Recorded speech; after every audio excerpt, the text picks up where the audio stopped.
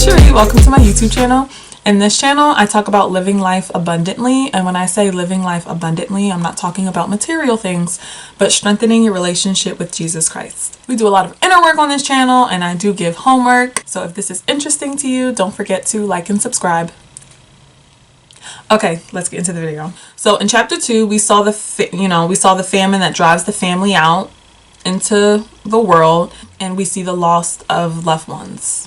So in chapter 2, we open up with Naomi back in her homeland, and she has a relative on her husband's side. Now, the reason why this is important, because remember I mentioned earlier that widows weren't allowed to work. The way of survival for the poor is that they were allowed to go to open fields and collect harvest some food.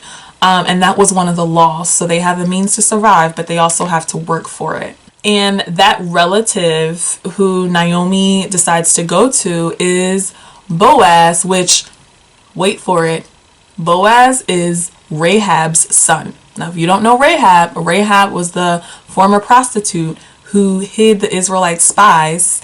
And for that, her and her family, they were saved from the destruction of the walls of Jericho. And he actually is the son of a former prostitute, someone who was shamed in society. And that also is a testament to say, it don't matter what your past is, because greatness is coming in the future. So Ruth asked if she can go collect the harvest, and Naomi says yes. So Ruth goes and collects the harvest. So she's picking things, and all of a sudden Boaz comes up, and he's like, who that lady? And his servants, because Boaz owns all of this land, his workers, they say oh, that's Ruth, this is her story, bam. And he says, and one thing that's important about Boaz is literally the first words that come out of his mouth is, may the Lord be with you. So that shows that he's a man of God. So as soon as he learns who Ruth is, he automatically goes into protective mode. And he's like, stay with my female workers. Y'all gentlemen, don't touch her, or you gonna get this hand. I'm just kidding. But he basically, he's just really supportive to her. He's really nice to her. And he, kind of knows who he is. And he says that she's a noble woman, going out here and staying with her mother-in-law. Because remember, she's not from Bethlehem. She's from Moab. So then when she goes back to Naomi, she tells Naomi everything that happened. And Naomi's faith in God is restored. Because, oh, I forgot to mention this, but back in chapter 1, Naomi tells Ruth, I am no longer Naomi, call me Mora. And Mora means bitter. So Naomi goes from pleasant to bitter.